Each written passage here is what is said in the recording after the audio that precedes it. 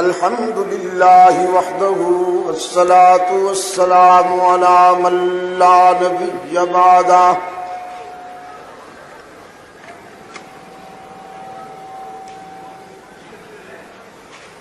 وعلى آله وأصحابه الذين أوفوا عهده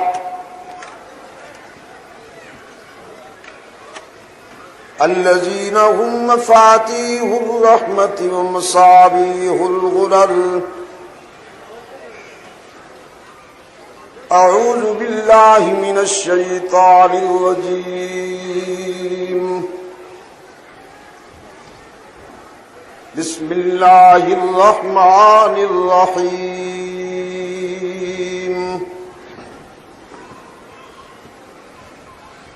هو الذي أرسل رسوله بالهدى ودين الحق ليظهره على الدين كله وكفى بالله شهيدا.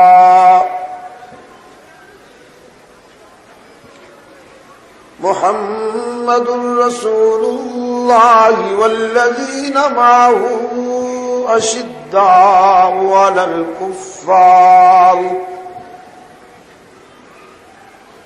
رحماء بينهم تراهم ركعا سجدا يبتغون فضلا من الله ورضوانا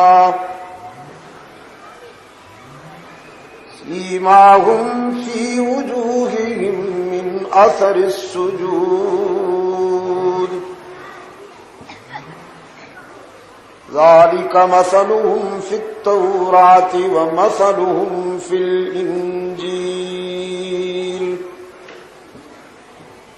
صدق الله مولانا العظيم.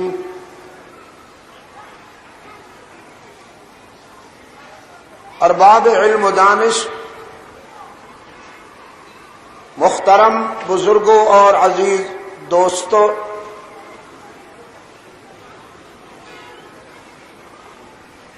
اوکھائی میمن مجلس کمیٹی کراچی کے زیر اہتمام 6 روزہ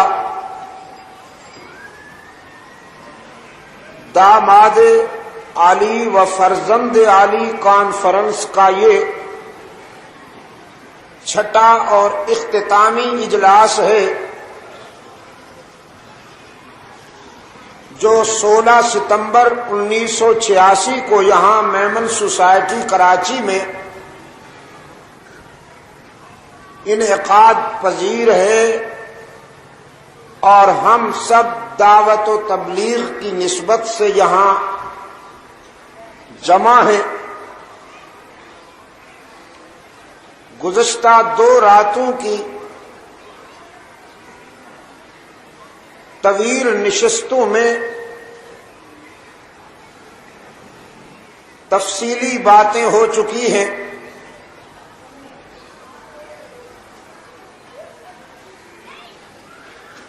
آج کے اس دن کے اجلاس کے ضمن میں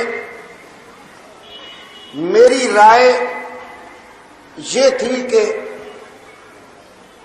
اسے ملتوی کر دیا جائے، اس لیے کہ جب ہم آپ کو رات کے 2 بجے یہاں سے روانہ کریں گے، گھر پہنچتے پہنچتے بعض دوستوں کو 3 بجتے ہیں، بعض حضرات 4 بجے گھر پہنچے۔ تقاضۂ بشریت کے پیش نظر انہیں کچھ آرام بھی ملنا چاہیے۔ پھر ہم ان سے یہ کہیں کہ وہ 10 بجے یہاں پھر تشریف لے آئیں صبح، جبکہ سڑکوں پر روڈ جو ہیں وہ ہائی جیک ہیں، ان پر رکاوٹیں کھڑی کر دی گئی ہیں۔ لیکن احباب نے یہ موقف میرے سامنے رکھا کہ چونکہ ہم اس نشست کا اعلان اخبارات میں کر چکے ہیں، اشتہارات میں کر چکے ہیں، تو اس کے التوا میں کچھ دوستوں کو غلط فہمی ہو سکتی ہے، لہذا اسے ہونے نہ دیا جائے۔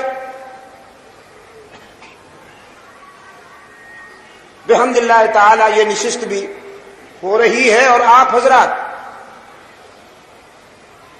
رکاوٹوں کے تمام سنگے گراں کو عبور کر کے اپنے اس پروگرام میں پہنچ آئے ہیں۔ میں آپ کو ہدیہ تبریک پیش کرتا ہوں، اور اس ملاقات میں کانفرنس کے عنوان پر آپ کو متوجہ کرتا ہوں، داماد علی یعنی امام عدل و حریت، مراد و مدعائے رسول، خلافت راشدہ کے دوسرے تاجدار، امیر المومنین، قاتل المشرکین، فاتح یہودیت و عیسائیت، حضرت فاروق اعظم رضی اللہ تعالی عنہ، فرزند علی یعنی نواسہ رسول مقبول، جگر گوشہ بطول، حضرت حسین رضی اللہ تعالی عنہ، فاروق اعظم جنہوں نے یکم محرم کو جام شہادت پی کر حیات جاودانی کا شرف حاصل کیا،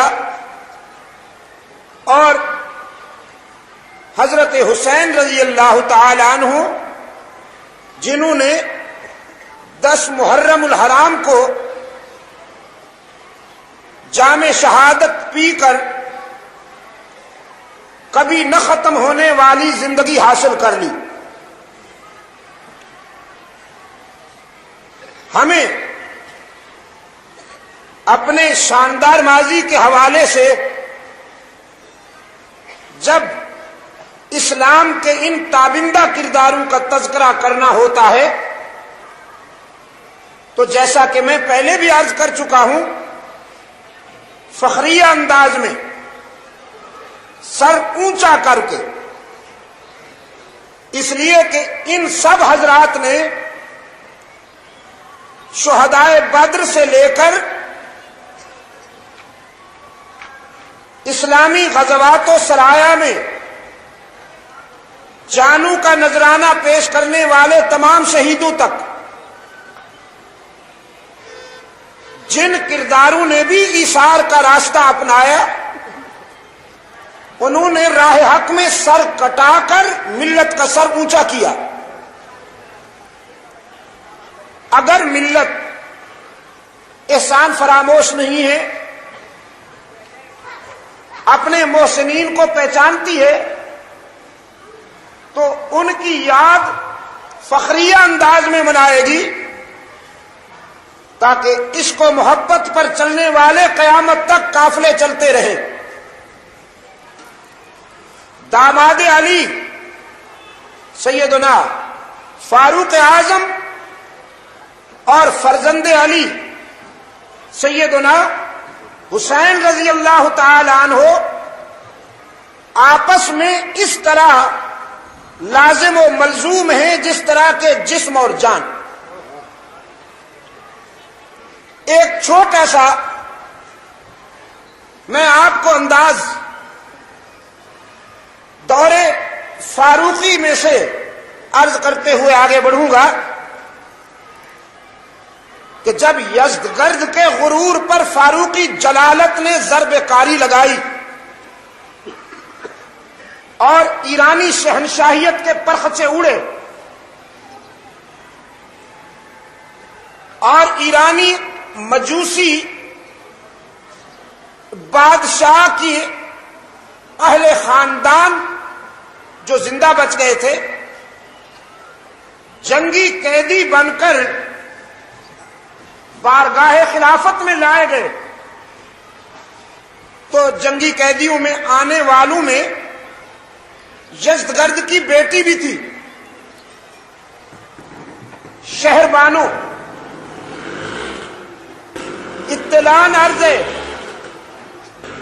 کہ اس زمانے میں شہنشاہوں کی بیٹیاں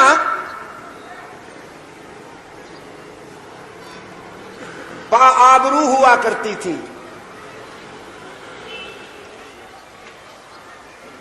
بد عقیدہ تو ہوتی تھیں لیکن بے آبرو نہیں ہوتی تھیں۔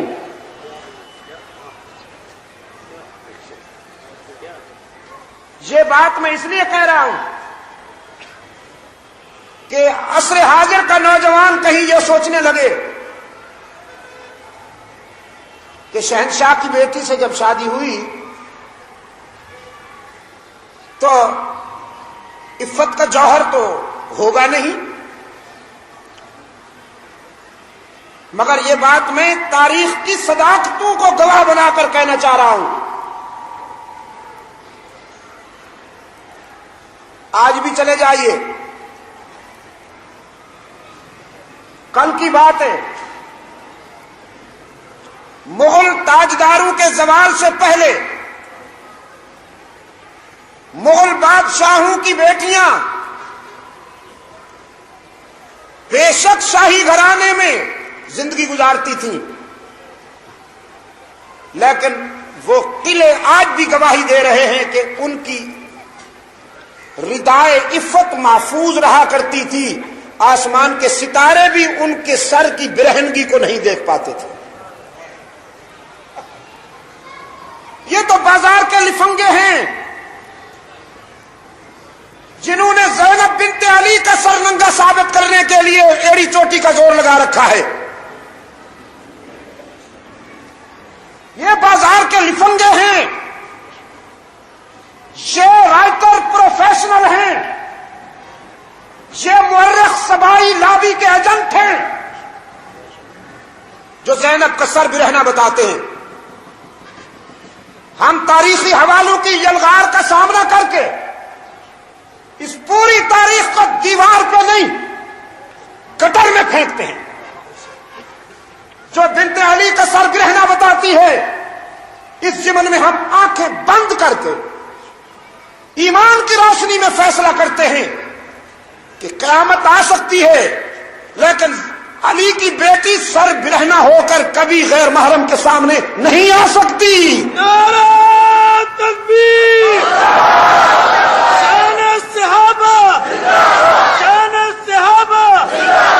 تاریخ کچھ کہتی پھرے، راوی کچھ کہتا پھرے، ہمیں اس سے کوئی بحث نہیں۔ تاریخ میں یار نہیں ہے، یہ الفاظ میرے امانت ہیں، حشر میں اللہ کے سامنے ملیں گے تو وہاں آپ کو یہ الفاظ کام آئیں گے۔ اصحاب رسول کو سمجھنے کے لیے تاریخ میں یار نہیں ہے، اہل بیت رسول کو سمجھنے کے لیے تاریخ میں یار نہیں ہے۔ میں یہ الفاظ پھر دوہراؤں گا کہ صحابہ، اہل بیت و اہل رسول تاریخ کا محتاج نہیں ہے، تاریخ ان کی محتاج ہے۔ ہم صحابہ کو تاریخ کے آئینے میں نہیں پرکھیں گے، تاریخ کو صحابہ کی عظمت کے آئینے میں پرکھیں گے۔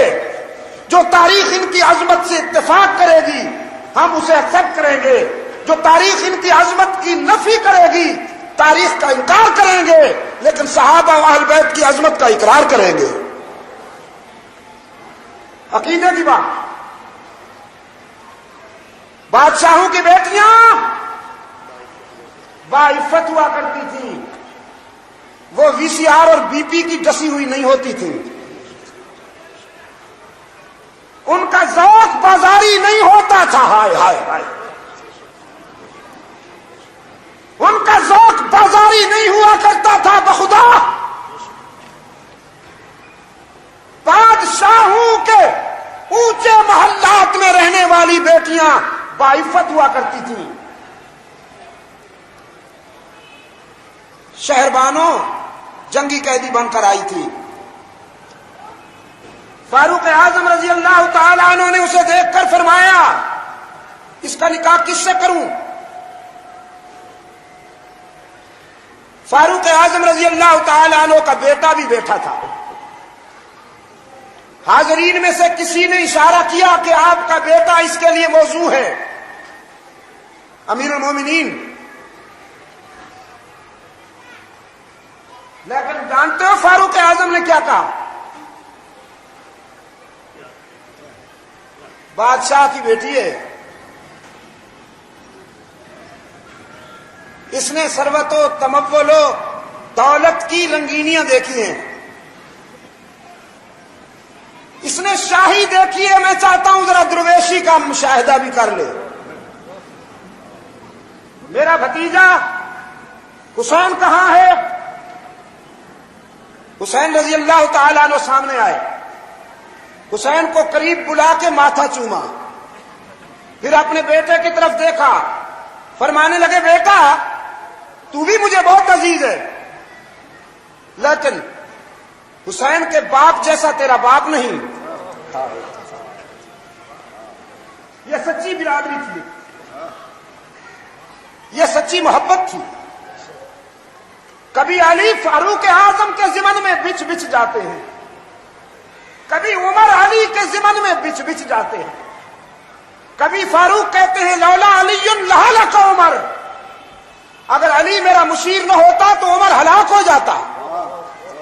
کبھی علی کہتا ہے لولا عمر لہلک علی، اگر عمر میرا بھائی نہ ہوتا تو علی ہلاک ہو جاتا. یہ سچی محبت تھی، یہ بیدار اخوت تھی. حسین کو قریب بلایا، حسین کا ماتھا چوما، سامنے بٹھایا، اپنے بیٹے سے کہا تم مجھے بہت عزیز ہو، لیکن حسین کا مقابلہ تم نہیں کر سکتے، اس لیے کہ حسین کے باپ جیسا تیرا باپ نہیں، ہائے حسین کی ماں جیسی تیری ماں نہیں، اور حسین کے نانے جیسا تیرا نانا نہیں. اس لیے میں شاہی گھرانے کی پروردہ شہربانوں کے لیے حسین کو دولہا بناتا ہوں، حسین کو دولہا بناتا ہوں. تو جاؤ میرے پیارے دولہا، تیاری کرو، تمہاری شادی ہم شہربانوں سے کریں گے. اور شہربانوں سے کہا بادشاہ کی بیٹی اللہ کا شکر ادا کر، ایک چھوٹے سے خطے کی بادشاہی میں تیرا باپ جانا جاتا تھا، میں نے تیری نسبت اس سے کر دی ہے جس کے نانے کی دونوں جہانوں پہ بادشاہی. تو نے سونے کے برتنوں میں پانی پیا تھا، اب ذرا مٹی کے برتنوں میں پانی پی کر لذت دیکھو. تو نے یاقوتیاں کھائی تھیں، اب ذرا دال روٹی کے مزے اٹھاؤ. حضرت حسین رضی اللہ تعالی عنہ شہربانوں کے دولہا بن گئے. انہی سے زین العابدین رضی اللہ تعالی عنہ نے جنم لیا. میرے عزیز دوستو، عرض کر رہا تھا آپ کی خدمت میں، عمر اور حسین جسم و جان کی حیثیت رکھتے ہیں. جسم اور جان نہیں جدا کیا جا سکتا جسم سے جان کو. سبائیت کا پراپگنڈا ہے، منافقین کا جھوٹ ہے کہ فاروق اعظم اور اہل بیت رسول میں مناقشت تھی یا فاصلے تھے یا دوری تھی. میں دعویٰ کرتا ہوں تاریخ کی صداقتوں کو گواہ بنا کر کہ فاروق اعظم اور اہل بیت میں دوری نہیں، قرب تھا، عداوت نہیں، محبت تھی، انشقاق نہیں، اتحاد تھا. یہ بٹے ہوئے نہیں تھے، جڑے ہوئے تھے، اور ان کے اتحاد و مواخات پر نبوت نے تائید کی مہریں ثابت کی ہیں. یہی وجہ ہے جس مہینے کو فاروق اعظم نے دنیا چھوڑنے کے لیے چاہا، وہی مہینہ حضرت حسین رضی اللہ تعالی عنہ کے سفر آخرت کا نقیب بنا. عمر کو بھی شہادت کی تمنا تھی، حسین بھی شہادت کا تمنائی تھا. آپ جانتے ہیں فاروق اعظم رضی اللہ تعالیٰ عنہ کے قاتل نے دھمکی دی تھی فاروق اعظم کو. جنہوں نے تاریخ کے سچے اوراق کا مطالعہ کیا وہ جانتے ہیں. کیا نام تھا فاروق اعظم کے قاتل کا؟ فیروز بے ایمان، ایرانی ملعون. انتقام لیا ایرانیوں نے فاروق اعظم کی جلالت کردار سے. ایرانی بادشاہت کے جو پرچے اڑے، انتقام لیا انہوں نے. 3 کردار خریدے گئے فاروق اعظم کو راستے سے ہٹانے کے لیے. جفینہ، ہرمزان اور فیروز. ایک یہودی، ایک عیسائی، ایک مجوسی. فاروق اعظم کی شہادت کے پس منظر میں جو سازش کار فرما تھی اس میں یہودیت بھی انوالو تھی، نصرانیت بھی انوالو تھی اور مجوسیت بھی انوالو تھی. اگر آپ اجازت دیں تو تجزیہ کرتے ہوئے کہہ دوں، اسلام دشمنی میں جو طاقتیں کل متحرک تھیں وہی طاقتیں آج بھی متحرک ہیں. صہیونیت، مغربیت جدید اصطلاح میں، صہیونیت اور نصرانیت اور مجوسیت، یہ تینوں قوتیں اسلام کی روز اول سے دشمن چلی آ رہی ہیں، آج بھی ہیں. فاروق اعظم کو دھمکی ملی لیکن فاروق اعظم رضی اللہ تعالی عنہ نے کوئی سیکورٹی فورس پسند نہ فرمائی. وہ تو اپنے گورنروں کے لیے بھی ہدایات دیا کرتے تھے، دروازے پر کوئی چوکیدار کھڑے نہ کرنا. جس کو گورنر بناتے تھے فرماتے تھے اپنے دروازے پہ کوئی چوکیدار کھڑا نہ کرنا، اس لیے کہ گورنر کا چوکیدار گورنر سے بھی سینئر سمجھتا ہے اپنے آپ کو. گورنر سے اگر ملاقات کرنی ہو اور اس کو چوکیدار سے واسطہ پڑ جائے، آپ اس کے چہرے کو دیکھیں گے، وہ آپ کی جیب کو دیکھے گا.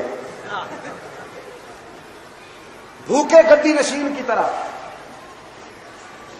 بھوکے گدی نشین کی طرح، جس طرح گدی نشین مرید کی جیب کو دیکھتا ہے، مرید بیچارہ خارش بھی کرے تو گدی نشین سمجھتا ہے نذرانہ نکال رہا ہے. چوکیدار بھی آپ کی جیب کو دیکھتا ہے. اگر آپ کی جیب نے اشارہ کر دیا تو ملاقات کی کوئی صورت نکل آئے گی، اور اگر نہیں تو کہے گا صاحب مصروف ہیں، صاحب جی ٹوائلٹ میں گئے ہوئے، صاحب جی بیڈ روم میں، صاحب کے کچھ آفیشل گیسٹ آئے ہوئے، صاحب انگیج ہیں، صاحب یہ ہیں اور صاحب وہ ہیں. حکم تھا گورنروں کے لیے دروازے پہ چوکیدار کھڑا کرنے کی اجازت نہیں ہے. ایاز ابن غانم کو متعلق شکایت آئی، وہ چوکیدار کھڑا کرتے ہیں. محمد بن مسلمہ کو روانہ کیا، فرمایا لے آؤ ایاز کو ذرا میرے پاس. حضرت ایاز رضی اللہ تعالی عنہ بلائے گئے. مدینہ منورہ میں فاروق اعظم کی بارگاہ عدالت میں مصر کا گورنر حضرت ایاز سامنے کھڑا ہے. فرماتے ہیں میں نے سنا ہے تم نے اپنے دروازے پہ چوکیدار رکھے ہوئے ہیں. عرض کیا ہاں، فلاں علاقے سے یہودی اور نصرانیوں کی طرف سے دھمکیاں آئی ہیں کہ ہم تمہیں مٹا دیں گے، ہم تمہیں قتل کر دیں گے، تو احتیاطاً میں نے چوکیدار رکھے ہیں. فرمایا ایاز خوب سنائی آپ نے، یہ آپ نے اللہ سے ہٹ کر چوکیداروں پہ بھروسہ کرنا کب سے شروع کر دیا؟ کیوں نہ آپ کو معزول کر دیا جائے. حضرت عمرو بن عاص رضی اللہ تعالی عنہ نے ذمہ داری لی کہ آئندہ یہ شکایت نہیں ملے گی، جب جا کر انہیں بحال کیا گیا.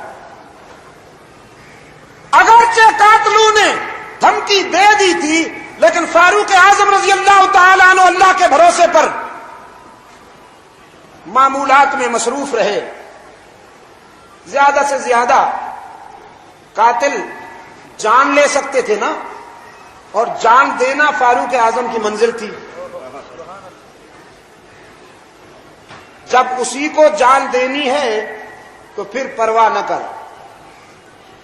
کہ موت تجھ پر آ پڑے یا موت پر تو جا پڑے. جب اسی کو جان دینی ہے تو پھر پرواہ نہ کر کہ موت تجھ پر آ پڑے یا موت پر تو جا پڑے.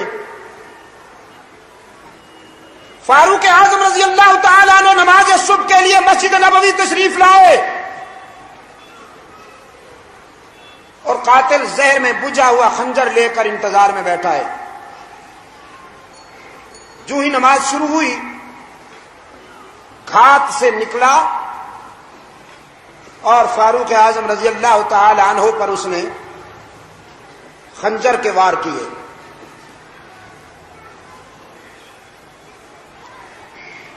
اسلام کا یہ بازو شمشیر افغن، اسلامی جلالت کا مرقع، غیرت دینی کی پہچان اور اسلامی عادل کے ضمن میں روشنی کا عظیم مینار زخمی ہو کر زمیں بوس ہونے لگا. عقب میں کھڑے ہوئے حضرت عبد الرحمن کا بازو پکڑا، مسلح پر کھڑا کرتے ہوئے فرمایا میرے تڑپنے کا وقت آیا ہے، تم رسول کی امت کو نماز پڑھاؤ.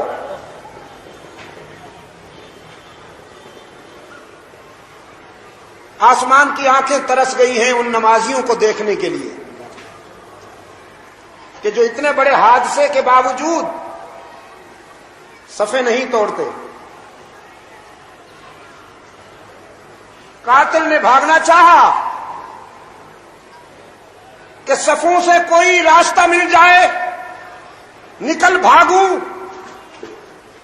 لیکن وہ صفیں مسجد میں اونگنے والے مجاوروں کی نہیں تھیں، مسجد میں جاگنے والے مجاہدوں کی تھیں. اب تو مسجد میں قدم رکھتے ہی جمائیاں آنے لگتی ہیں. جو بیڈ روم میں تڑپتا ہے وہ مسجد میں سوتا ہے. میرے تو مشاہدہ ہے ایک ساتھ جو سجدے میں گئے سلام پھرنے تک نہ اٹھے. صرف یہ نہیں کہ اٹھے نہیں، خراتوں نے پوری مسجد کو آباد کر دیا. ہر شخص ان کے خراتوں سے معزوز ہو رہا تھا. لیکن وہ محمد عربی کے شاگرد تھے، وہ شناسا تھے عشق کی اداؤں کے. وہ مجاور نہیں تھے، مجاہد تھے. فیروز نے بھاگنا چاہا لیکن جب کوئی راستہ نہ ملا تو مایوس ہو کر اس نے اپنا وہی خنجر جو فاروق اعظم رضی اللہ تعالی عنہ پر حملے میں استعمال کیا تھا وہی خنجر اپنے سینے میں اتار دیا، اپنے سینے میں اتار دیا، اپنے سینے میں اتار دیا اور نقش کر گیا یہ ادا کہ عمر کے دشمنوں کی پرانی علامت ہے کہ وہ اپنے خنجر سے اپنا سینہ، اپنے خنجر سے. اب ذرا ترقی ہو گئی ہے، اب ذرا اس سلسلے نے ترقی کی ہے تو یہ بھی ہوتا ہے، یہ بھی ہوتا ہے. وہ رشک جنت میں پہنچ گئے اور عمر کے دشمن انگاروں پہ لوٹ گئے. قرآن پاک نے فرمایا ان المنافقین فی الدرک الاسفل من النار.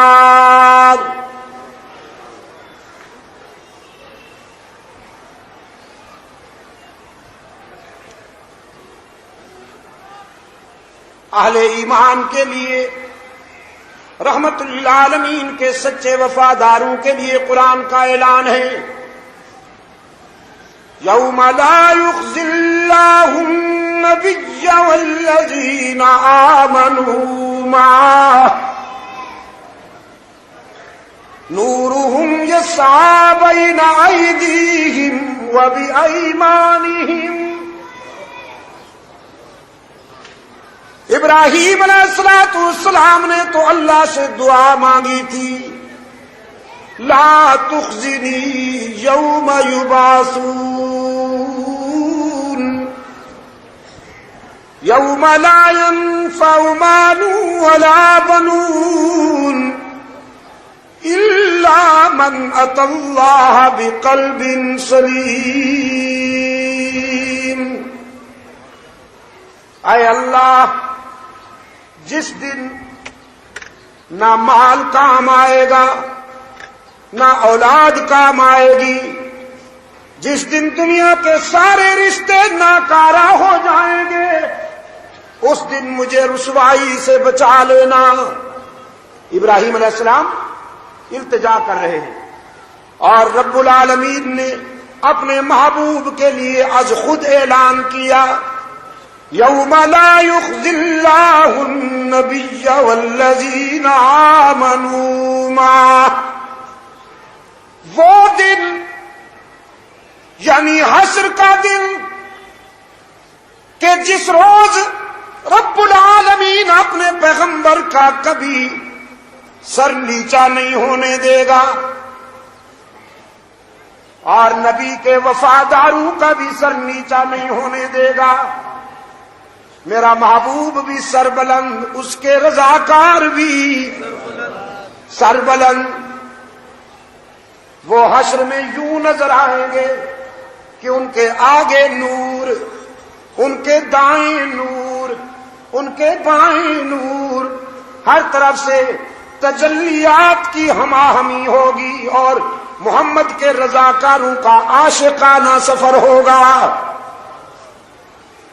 یہ نور جو ہے نا، یہ تو رحمت للعالمین کے غلاموں کا کیا کہوں، خدمت گار کہہ دوں، یا رفیق سفر کہہ دوں، یا گرد راہ کہہ دوں، گرد راہ کہہ دوں۔ میرے جن دوستوں نے نور نور کی رٹ لگا کر اسلامی معاشرے میں کنفیوژن پیدا کی ہے اور ینگ جنریشن کو مایوس کیا ہے، انہوں نے اصل میں مقام انسانیت کو سمجھا ہی نہیں۔ مقام انسانیت نوریوں سے بہت بلند ہے۔ جب یہ مقام انسانیت کو سمجھ جائیں گے تو انشاءاللہ پھر بات سمجھ میں آ جائے گی۔ بات سمجھنے کی ہے۔ تو میں عرض کر رہا تھا، فاروق اعظم تو مرکز انوار و تجلیات میں پہنچ گئے، رحمت للعالمین صلی اللہ علیہ وسلم کے قدموں میں، جس کو ہم جنت نہیں رشک جنت کہتے ہیں۔ وہ جگہ جہاں رحمت عالم آرام فرمائے، اپنے وزیروں سمیت، وزیر صداقت، وزیر عدالت سمیت، جہاں میرے آقا آرام فرمائے، ہم اس مرکز کو جنت نہیں رشک جنت، اس پر جنت بھی رشک کرتی ہے کہ اے اللہ مجھے وہ رفعت نصیب ہو جائے جو مقام رسالت کو نصیب ہو، جہاں میرے آقا تشریف فرمائے۔ یہی وجہ کہ جب حضرت زین العابدین رضی اللہ تعالی عنہ سے پوچھا گیا، علی ابن حسین رضی اللہ تعالی عنہما سے پوچھا گیا، زین العابدین شیخین کا مقام ہم آپ کی زبان سے سننا چاہتے ہیں۔ اپنا اپنا انداز ہوتا ہے نا۔ ابھی ہمارے خطیب پاکستان جو ہیں وہ بارگاہ صداقت میں عقیدت کے پھول پیش کر رہے تھے، ان کا اپنا انداز ہے۔ ان کی باتوں کو غور سے سنا کیجئے، یہ آپ کا پرانا خادم ہے۔ حاجی صاحب کی جو خوبی مجھے پسند آئی وہ یہ ہے کہ پوری زندگی سچے لوگوں سے وفا میں گزار دی۔ انہوں نے امیر شریعت رحمت اللہ علیہ کے لیے بستر بچھائے، ان کے لیے دسترخوان سجائے۔ حضرت مدنی کا میزبان ہے، مولانا حبیب الرحمان لدھیانوی کا میزبان ہے، قاضی احسان مرحوم کا میزبان ہے۔ تو اگرچہ بوڑھا ہو گیا لیکن پٹڑی سے تو نہیں اترا. تو ان کی باتیں سن کر ہنسا نہ کرو، غور کیا کریں آپ. وہ اپنے انداز میں صدیق اکبر کا مقام پیش کر رہے تھے، میں اپنے انداز میں کروں گا. برادر مکرم حضرت دین پوری اپنے انداز میں پیش کرتے ہیں، کوئی اور اپنے انداز میں پیش کریں گے. تو بعض لوگوں نے حضرت زین العابدین رضی اللہ تعالیٰ عنہ سے کہا ہم آپ کی زبان سے شیخین کا مقام سننا چاہتے ہیں، آپ ہمیں بتائیے کہ صدیق و عمر کا مقام کیا ہے. عزیز نوجوانوں، حضرت زین العابدین کا جواب سنیے. آپ دھوپ پہ کھڑے ہیں، مجھے حیا آ رہی ہے کہ میں سائے میں کھڑا ہوں. اے کاش کہ میں بھی وہیں کھڑا ہو سکتا یہ سارا انتظام لے کر. حضرت زین العابدین رضی اللہ تعالیٰ عنہ نے فرمایا صدیق و عمر کا مقام مجھ سے پوچھتے ہو؟ یہ پوچھنے کی بات نہیں ہے. مدینہ چلے جاؤ، روضہ رسول حجرہ عائشہ صدیقہ کا دروازہ کھولو، آنکھوں سے دیکھ لو صدیق و عمر کا کیا مقام ہے. یہ بات سننے سنانے کی نہیں، یہ تو مشاہدہ کی بات ہے. اور مشاہدہ بڑا وزنی ہوتا ہے، علم کے ٹنو ٹن مشاہدہ کی ایک رتی کا مقابلہ نہیں کر سکتے. زین العابدین رضی اللہ تعالیٰ عنہ نے فرمایا اپنی آنکھوں سے جا کے مدینہ الرسول میں حجرہ عائشہ کا دروازہ کھولو، صدیق و عمر کا مقام دیکھو. جنہیں رحمت عالم نے اپنے پہلو میں سلا رکھا ہے اس کا مقام میں اپنی زبان سے کیا بیان کر سکتا ہوں. وہ تو پہنچ گئے رشک جنت میں اور ان کے دشمن پہنچ گئے انگاروں پر. چونکہ قرآن نے اعلان کیا، فرمایا ان المنافقین فی الدرک الاسفل من النار. یقیناً منافقین جہنم کے گہرے گڑھے میں ہوا کریں گے، اور یہ اس لیے کہ وہ دل کے بیمار ہیں. یہ بات بھی مشاہدے میں آ جاتی ہے.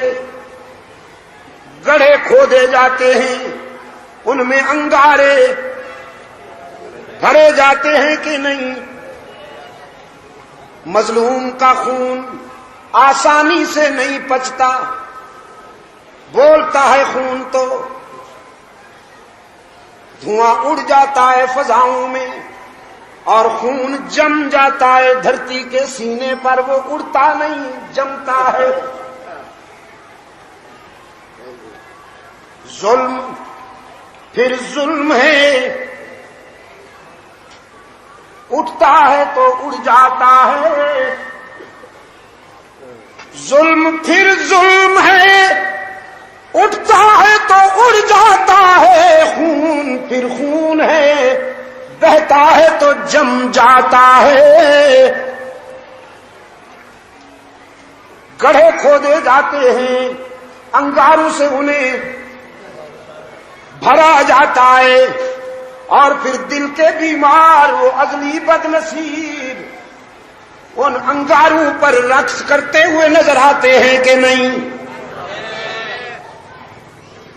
آگ پر ماتم، آگ پر ماتم، ماتم ہی ماتم. اشتہار آتے ہیں نا، اور یہ سلسلہ قیامت تک جاری رہے گا انشاءاللہ. مجرمین کو سزا ملنی چاہیے کہ نہیں ملنی چاہیے؟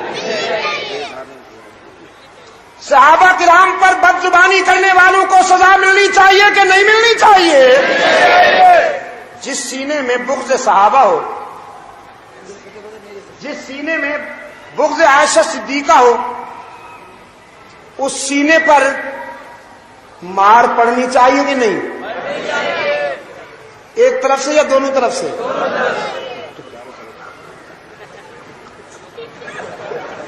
ایک طرف سے یا دونوں طرف سے؟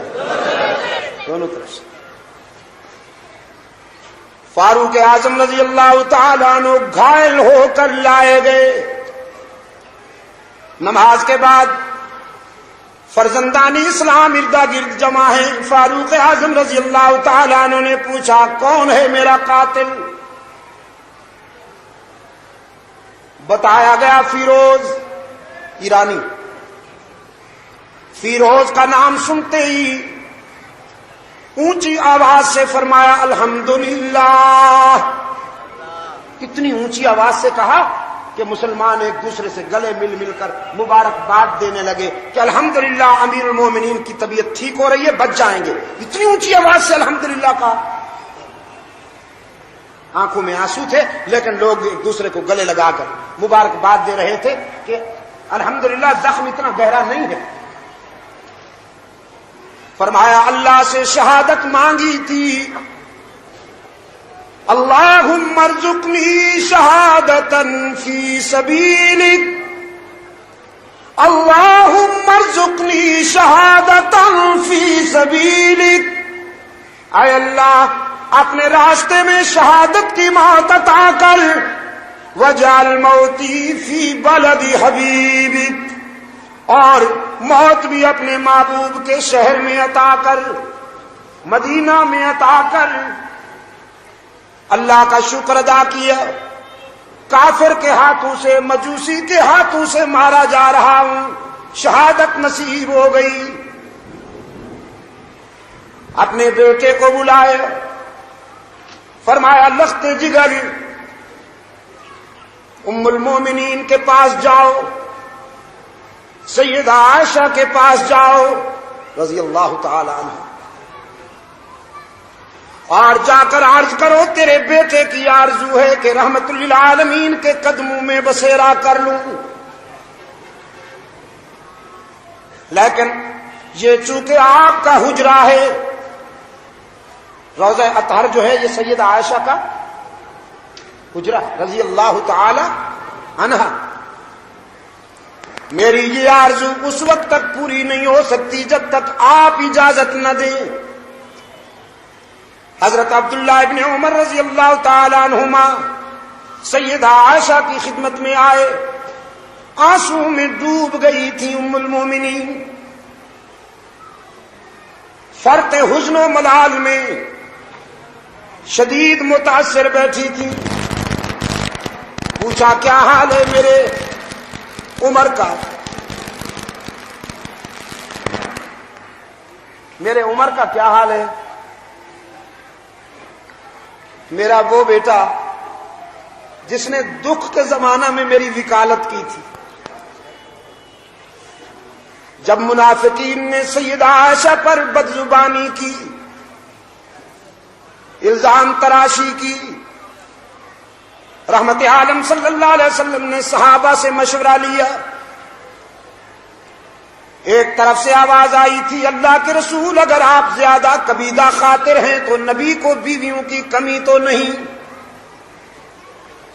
عائشہ کو آزاد کیا جا سکتا ہے.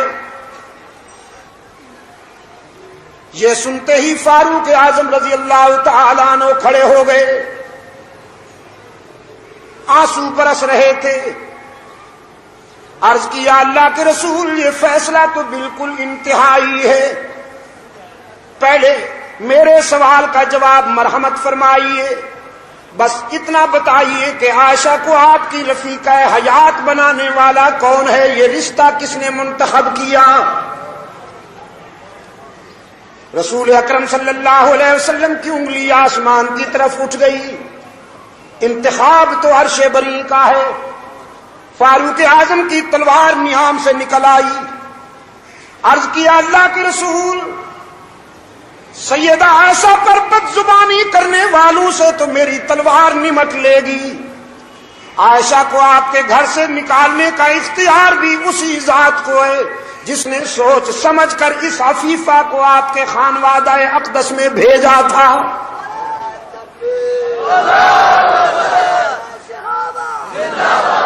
لہذا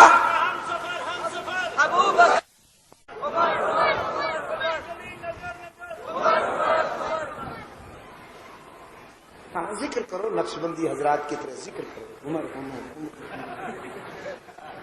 ایسے جواب ملنا چاہیے. کیا ہو گیا؟ مصطفیٰ کا ہم سفر، مصطفیٰ کا ہم سفر، گلی گلی گلی نگر نگر، گلی گلی نگر نگر.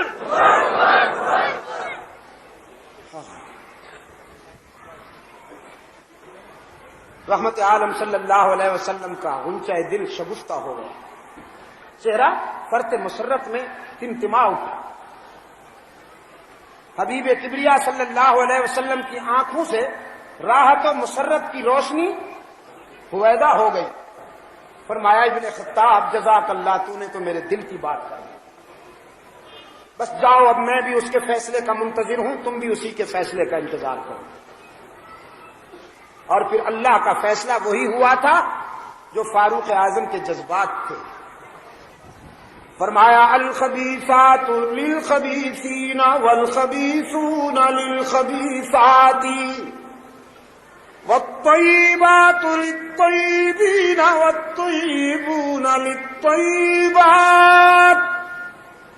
اولئک مبرؤون مما یقولون لهم مغفرۃ ورزق کریم. سیدہ عائشہ صدیقہ رضی اللہ تعالی عنہ نے حضرت عبداللہ ابن عمر رضی اللہ عنہما سے فرمایا، میرے بیٹے کا کیا حال ہے؟ وہ دکھوں میں میری صفائی اور میری وکالت کرنے والا، رنج و غم میں میری حمایت کی آواز اٹھانے والا عمر، کیا حال ہے میرے بیٹے کا؟ عبداللہ نے دعا کی درخواست کی اور عرض کیا ابا جان نے بھیجا ہے، وہ چاہتے ہیں کہ رحمت عالم صلی اللہ علیہ وسلم کے قدموں میں سو جائیں، لیکن حجرہ آپ کا ہے، آپ کی اجازت ضروری ہے، آپ چاہیں گی تو یہ ہوگا ورنہ نہیں. سیدہ فرماتی ہیں اللہ میرے بیٹے کو شفا دے، لیکن اگر ان کی روانگی کا وقت آ گیا ہے، اگرچہ میں نے یہ جگہ اپنے لیے مخصوص کر رکھی تھی، لیکن آج میں اپنی ذات پر عمر کو ترجیح دیتی ہوں. عمر نے وفا کی ہے، میں بھی وفا کروں گی. جاؤ میرے بیٹے سے کہہ دو اگر اس زخم میں آپ نے آخرت کا سفر کر لیا تو تجھے اپنے حجرے میں سلاؤں گی. فاروق اعظم رضی اللہ تعالیٰ عنہ کو یہ اطلاع ملی، دونوں ہاتھ اٹھا لیے، آنکھوں میں آنسو تھے اور لبوں پہ مسکراہٹ. عرض کیا الہ العالمین، اب کوئی تمنا باقی نہیں رہی، اب کوئی آرزو باقی نہیں رہی، تو نے کرم کیا ہے، زندگی کی ساری آرزویں پوری ہو گئی. یکم محرم الحرام کو فاروق اعظم رضی اللہ تعالیٰ عنہ نے جام شہادت نوش کیا. فاروق اعظم کی آنکھیں بند ہوئیں، مدینہ والوں کی آنکھیں کھل گئیں. یتیم جمع ہو کر دھاڑے مار مار کر رو رہے تھے کہ ہمارا باپ فوت ہوا تھا، لیکن آج تک عمر کی شفقت نے ہمیں یتیمی کا احساس نہ ہونے دیا. ہمارے باپ کی طرف سے شاید اتنی شفقت ہمیں نہ ملتی جو فاروق اعظم کی طرف سے میسر آئی. آج ہماری یتیمی کا دور شروع ہو رہا ہے.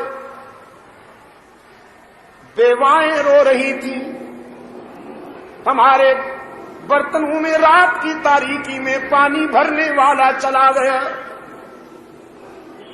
ہمارے گھروں میں رات کے سناٹے میں غلہ پہنچانے والا چلا گیا.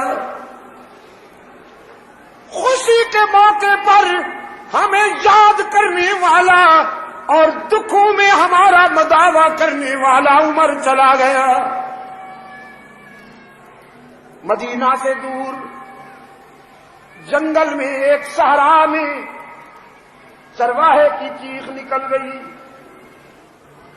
پوچھا گیا کیا ہوا؟ کہنے لگا خیر معلوم نہیں ہوتی. آج بھیڑیے نے حملہ کر دیا ہے. جو ہمیشہ میری بکریوں کے ساتھ بے تکلف پھرتے تھے آج انہوں نے حملہ کر دیا. معلوم ہوتا ہے کہ عمر نے آنکھیں بند کر لی ہیں. میں نے رات بھی کہا تھا وہ الفاظ پھر دہراتا ہوں. حاکم عادل ہو تو مملکت کے ہر گوشے میں اس کے اثرات ہوتے ہیں، اور اگر حاکم منافق ہو تو مملکت کے ہر گوشے میں اس کی نحوست کا پرتاؤ ہوتا ہے. ہارون رشید رحمت اللہ تعالی علیہ بھیس بدل کر، بھئی اذان میں شروع ہو جائے کہیں خیال کریں. ہاں 1:15 ہونے لگا ہے. ان سے کہیے کہ ہم 1 تک چلیں گے. اذان جب یہ بات ختم ہو تو پھر شروع ہو. کیا کر رہا تھا؟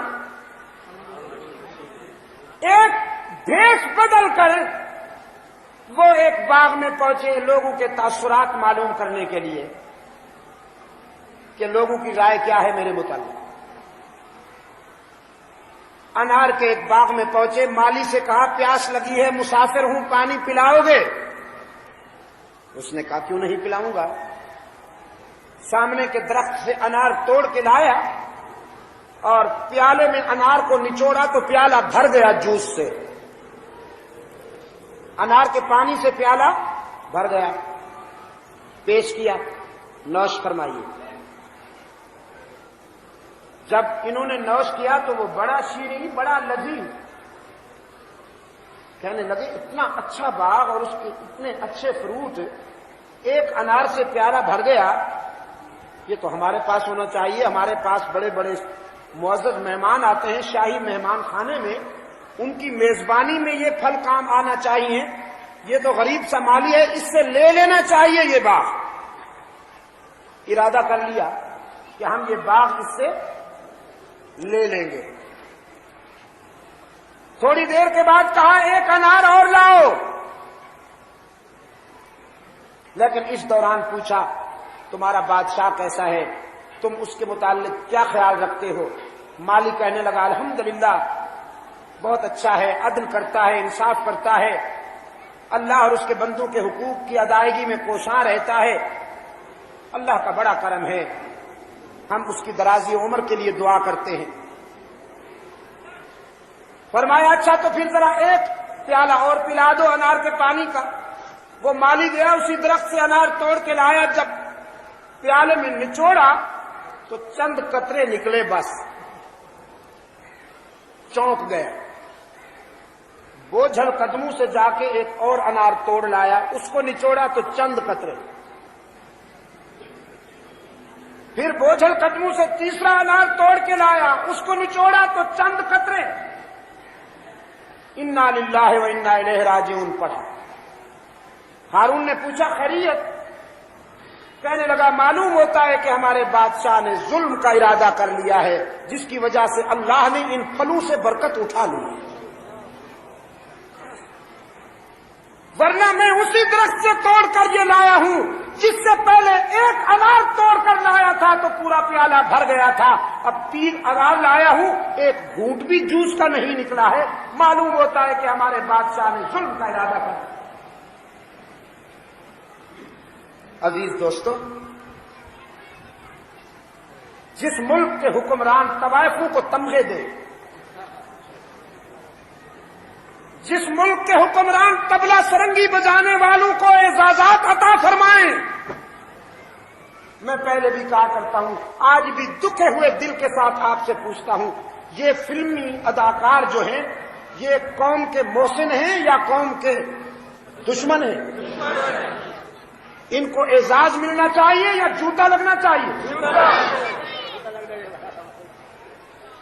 فلمی اداکاروں کو اگر اعزازات عطا کرو گے تو بد اخلاقی پھیلے گی، زنا پھیلے گا، ڈاکے بڑھیں گے، چوریاں بڑھیں گی. کوئی شریف انسان کسی فلم ایکٹر کو کبھی اعزاز نہیں دے سکتا. فلم ایکٹر کو وہی اعزاز دے گا جو اسی خاندان سے تعلق رکھتا ہو، جو اسی ذہن کا ہو. فاروق اعظم رضی اللہ تعالیٰ عنہ کے عدل و انصاف کا یہ نتیجہ تھا کہ خط لکھتے تھے تو دریا تعمیر کرتے تھے، پیغام دیتے تھے تو ہوائیں اطاعت کرتی تھی. عزیز دوستو، بھڑکتے ہوئے شعلوں پہ پانی کے ایک لت پھینکی تو آگ ٹھنڈی ہو گئی. زلزلے میں کانپتی ہوئی زمین کو ٹھوکر ماری تو پرسکون ہو گئی. عناصر اربع پہ فاروق اعظم کا حکم چلا، اس لیے کہ انہوں نے اللہ کے احکامات کی اطاعت کی تھی. اللہ نے اپنا وعدہ پورا کر دیا. فاروق اعظم رضی اللہ تعالیٰ عنہ جام شہادت پی کر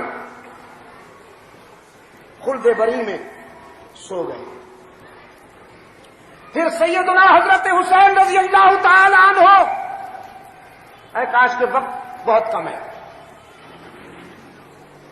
یہ سرکار دو عالم صلی اللہ علیہ وسلم کا پیارا نواسا، ہاں، گلشن اہل بیت کا مہکتا ہوا رنگین پھول، سیدنا حضرت حسین رضی اللہ تعالی عنہ، جس نے اپنی والدہ کی گود سے تلاوت سیکھی تھی، اپنے نانا سے عبادت سیکھی تھی، اپنے ابا سے شجاعت سیکھی تھی، اور کربلا میں یہ تینوں سبق دہرا دیے. تلاوت کا بھی حق ادا کر دیا، عبادت کا بھی حق ادا کر دیا، شجاعت کا بھی حق ادا کر دیا. ظالموں کے سامنے سینہ تان کر کھڑے ہوئے، گردن کٹا دی، منافقوں کے آگے سر جھکایا نہیں. ہم اس لیے حسین کو زندہ باد کہتے ہیں. نعرہ تکبیر، نعرہ تکبیر، نعرہ تکبیر. حسین زندہ باد ہے.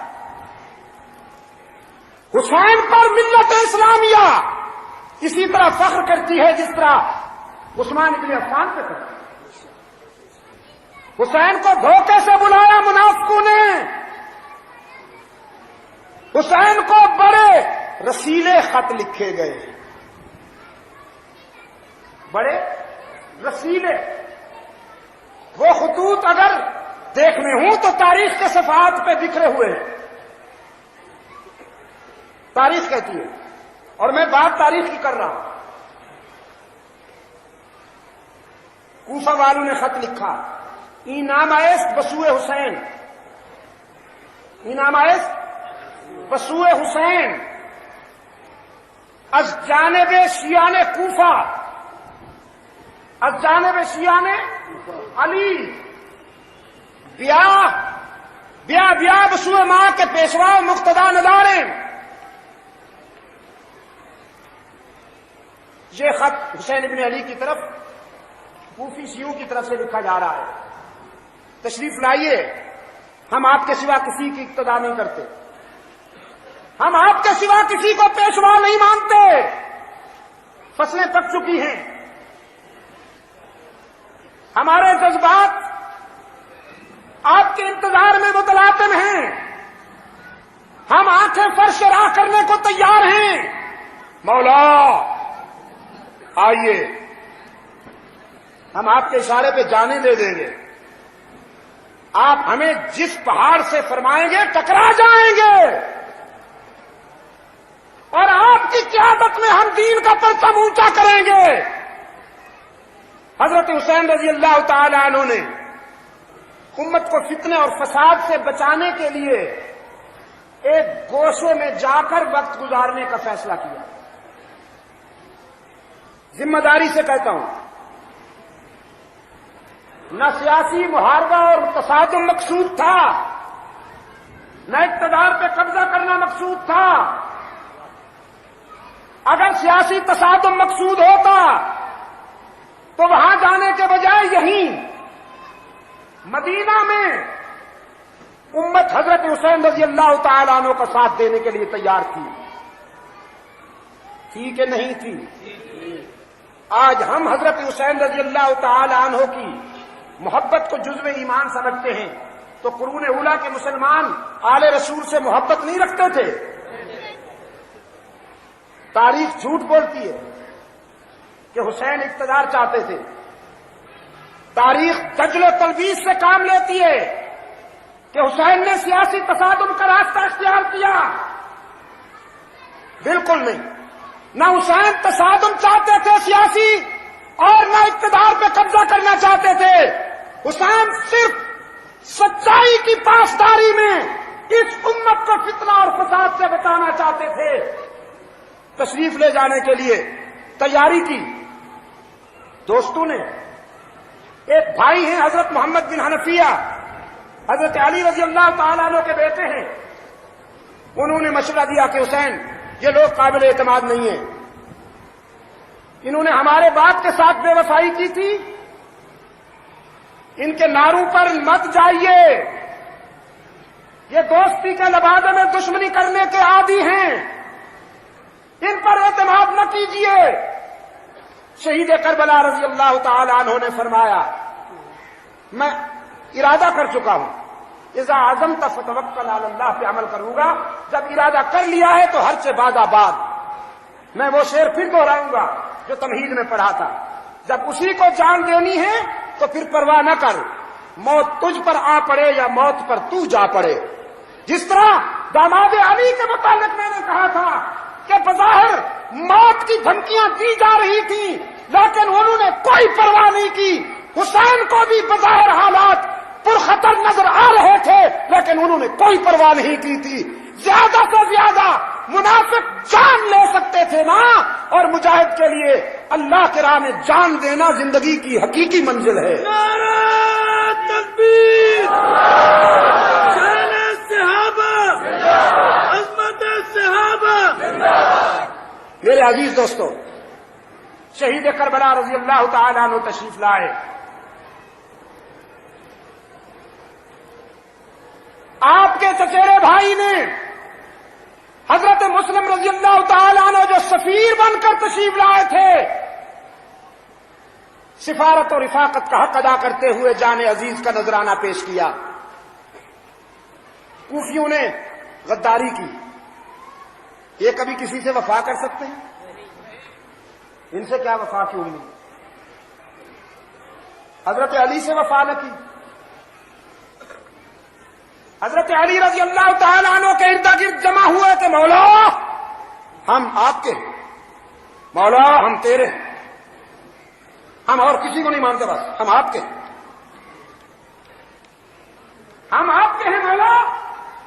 لیکن جب میدان میں جان دینے کا وقت آیا، حضرت علی رضی اللہ تعالیٰ عنہ نے جب بلایا کہ کہاں ہیں میرے چاہنے والے، کونوں خدروں میں چھپ گئے. حضرت معاویہ رضی اللہ تعالیٰ عنہ جن پر حضرت حسن رضی اللہ تعالیٰ عنہ نے اعتماد کیا، انہوں نے سلطنت اسلامیہ کی بھاگ دوڑ سنبھالی. حضرت علی رضی اللہ تعالیٰ عنہ کے ارد گرد جمع ہونے والوں نے بے وفائی کی. بالآخر انہی کی سازش پر حضرت علی رضی اللہ تعالیٰ عنہ کو شہید کیا گیا. خدا کی کروڑوں لعنتیں ہوں علی کے قاتلوں پر. علی کے قاتلوں پہ لعنت، علی کے قاتلوں پہ لعنت، بے شمار لعنتیں ہوں حضرت علی رضی اللہ تعالیٰ عنہ کے قاتلوں پر. وہ یہی ظالم تھے، وہ یہی بدبخت تھے جو کبھی نوادہ بدل کر حضرت عثمان رضی اللہ تعالیٰ عنہ کو شہید کرتے ہیں، کبھی حضرت علی رضی اللہ تعالیٰ عنہ کو شہید کرتے ہیں، کبھی حضرت حسین رضی اللہ تعالیٰ عنہ کو شہید کرتے ہیں. محاذ مختلف ہیں، قاتلوں کا گروہ ایک. محاذ مختلف ہیں لیکن قاتلوں کا گروہ ایک ہے. بے وفائی کی گئی. حضرت حسین رضی اللہ تعالیٰ عنہ کے ارد گرد انہوں نے ہلکا تنگ کیا. حضرت حسین رضی اللہ تعالیٰ عنہ کو اپنی پسند کے راستے پر منافقوں نے چلانا چاہا، لیکن حسین نے واضح کر دیا نہ میرا باپ تکیہ کرتا تھا نہ میں تکیہ کرتا ہوں. ہم تکیہ کرنے والے خاندان سے تعلق نہیں رکھتے، ہم اللہ پہ تکیہ کرتے ہیں. تکیہ کرتے ہیں. سچ کے لیے جانے دینا ہماری وراثت ہے. جو بات حق سمجھتا ہوں جان دے کر اسے حق ثابت کروں گا. اور تم جھوٹ پر چلانا چاہتے ہو, کبھی تم مجھے جھوٹ پر نہیں چلا سکو گے.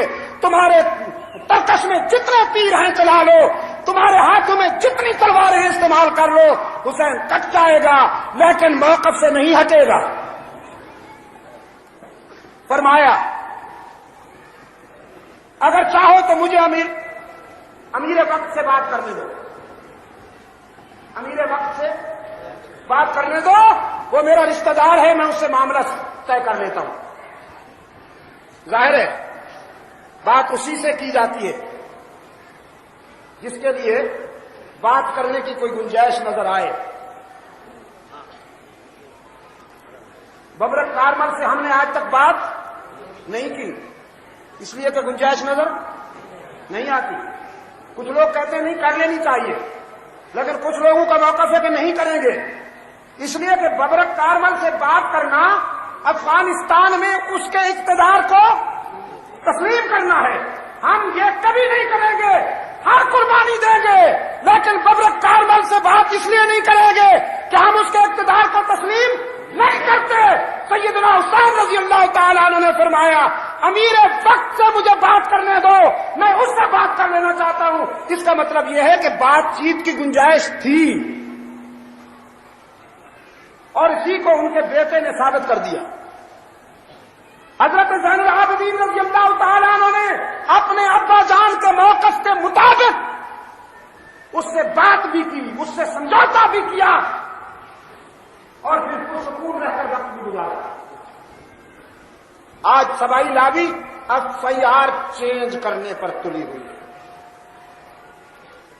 حضرت حسین رضی اللہ تعالیٰ عنہ کو انہوں نے شہید کیا, لیکن میرے عزیز نوجوانوں مت متاثر ہونا ٹی وی کے ایکٹروں سے جو شوں چہرہ دیکھو تو سوکھا ہوا لنگڑا آم لگتا ہے بدبختوں کا, جیسے لنگڑا آم چوسا ہوا ہو نا. چہرہ ملاحظہ فرمائیے کیسا نور ٹپکتا ہے, ہاں,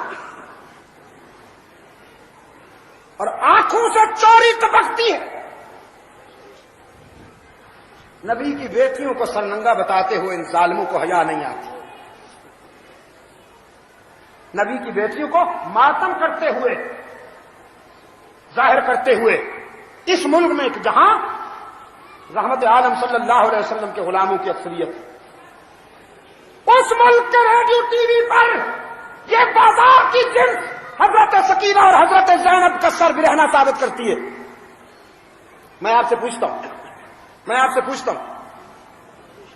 آپ کے اگر کسی بھائی کسی دوست کی بیٹی کے ساتھ کوئی حادثہ ہو جائے تو آپ اس کی رسوائی کو سر عام بیان کرتے پھریں گے؟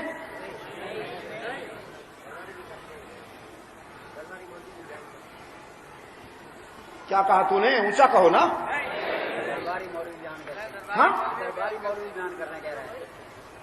درباری مولوی بیان کرتے ہیں, وہ تو اصل میں جنس ایک ہے, کیونکہ بزنس ان کا کمبائن ہے, کمبائنڈ بزنس ہے نا. انہوں نے دونوں نے مال کمانا ہے, اس لیے ٹیون بھی سیم ہے. میں آپ سے بات کر رہا ہوں جنہوں نے اپنی عاقبت بچانی ہے. ایمان رکھ لو, ایمان بنا لو کہ زینب بنت علی, جیسا کہ میں پہلے کہہ چکا ہوں, کبھی سر برہنہ ہو کر غیر محرم کے سامنے نہیں آ سکتی. یہ جھوٹے ہیں, یہ اسلام کے دشمن ہیں. انہوں نے الزام عائد کیا ہے اہل بیت پیغمبر پر کہ سب سے پہلے بے پردگی کا مظاہرہ انہوں نے کیا اور پردے کی خلاف ورزی انہوں نے کی. یہ ثابت کرنا چاہتے ہیں کہ قرآن کریم کے ضابطۂ صبر کی خلاف ورزی سب سے پہلے اہل بیت نے کی, اور ہم یہ ثابت کرنا چاہتے ہیں کہ سب سے پہلے قرآن کے ضابطۂ صبر پر اہل بیت نے عمل کر کے دکھایا. ہم یہ ثابت کریں گے کہ سب سے پہلے قرآن کے پردہ کے قانون پر اہل بیت نے عمل کر کے دکھایا. حضرت حسین رضی اللہ تعالی عنہ نے مسکراتے ہوئے ہنستے ہوئے جان دے دی, سارے صدمے اٹھائے, لیکن منافقوں سے سمجھوتا نہیں کیا. 3 شرطیں رکھی تھی, جہاں سے آیا ہوں واپس جانے دو, جہاں سے آیا ہوں واپس جانے دو. یہ میری اس بات کی سچائی کی دلیل ہے کہ حسین سیاسی تصادم نہیں چاہتے تھے. اگر یہ محاذ حق و باطل کا محاذ ہوتا، اگر یہ محاذ کفر اسلام کا محاذ ہوتا تو مجاہد کبھی کفر سے ٹکراتے وقت واپسی کا تصور بھی نہیں کر سکتا. حضرت حسین رضی اللہ تعالیٰ عنہ کے عزائم میں یہ بات نہیں تھی، ٹارگٹ یہ نہیں تھا جو بتایا جا رہا ہے. فرمایا جہاں سے آئے ہوں واپس جانے دو. ایک، مجھے کسی بارڈر پہ جانے دو کہ جہاں میں اسلام کے دشمنوں سے لڑائی کروں، جس کے معنی یہ ہے کہ یہ محاذ ان کے نزدیک کفر اسلام کی ٹکر نہیں تھی. میں علی کا بیٹا ہوں، میری رگوں میں فاطمہ و علی کا خون دوڑتا ہے. بارڈر پہ جانے دو، کفر کی صفیں الٹ دوں. اور تیسری بات یہ کہ امیر وقت سے ملاقات کرنے دو، معاملہ طے ہو جائے گا. لیکن منافقین یہ تینوں باتیں نہیں چاہتے تھے. وہ تو انتقام لینا چاہتے تھے. حضرت علی رضی اللہ تعالیٰ عنہ نے جن خارجیوں کو زندہ جلا دیا تھا، جو صدیق عمر کو گالیاں دیتے تھے، جو عثمان کو گالیاں دیتے تھے، علی نے ان کو زندہ جلا دیا. یہ ظالم انہی کے وارث تھے. انہوں نے فرزند علی سے انتقام لینے کی ٹھان رکھی تھی. چنانچہ حضرت حسین رضی اللہ تعالیٰ عنہ کو شہید کر دیا. لیکن حسین سر اونچا کر کے اس دنیا سے جاتے ہوئے یہ پیغام دے گئے ملت اسلامیہ کے لیے قیامت تک. حسین کا پیغام یہی ہے کہ اپنی صفوں میں منافقین کو نہ گھسنے دو. منافقین کو پہچانو. اور منافقین کی پہچان بتاؤں؟ منافقین کی پہچان بتاؤں؟ جو عثمان کو خائن کہے،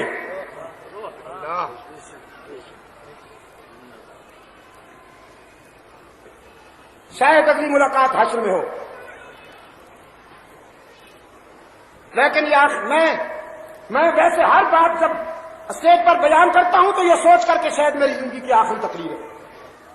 منافقین کی پہچان یہ ہے جو صدیق عمر عثمان پر بد زبانی کریں، ام المومنین سیدہ عائشہ پر بد زبانی کریں، جو یہ ثابت کرنا چاہیں کہ نبی کے بستر پر جو عورتیں آئیں وہ پاک دامن نہیں تھی، جو قرآن میں تعریف کرتے ہیں، جو مسجد کے مقابلے میں وہ مناتے ہیں، جو قرآن کے تصور صبر کے مقابلے میں ماتم کو آرگنائز کرتے ہیں، جو حب اہل بیت کے ٹائٹل پر صحابہ کی کردار کشی کرتے ہیں. یہی وہ منافق تھے جنہوں نے فاروق اعظم کی شہادت میں سازش کی، جنہوں نے عثمان ذو النورین کو شہید کیا، جن کے ہاتھوں سے حضرت علی المرتضیٰ شہید ہوئے، جن کے ہاتھوں سے حضرت حسین رضی اللہ تعالیٰ عنہ شہید ہوئے. منافقوں کو اپنی صفوں سے نکالو گے تو تمہارے لیے سلامتی کا راستہ متعین ہوگا. جب تک منافق تمہاری صفوں میں گھسے ہوئے ہیں یہ تمہیں کبھی کامیاب نہیں ہونے دیں گے. ان کا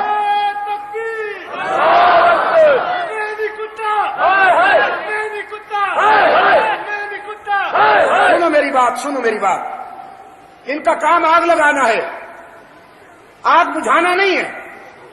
اور یہ آپ جانتے ہیں کہ آگ لگانا بڑا آسان ہے، بجھانا بہت مشکل ہے. انہوں نے آگ لگائی تھی.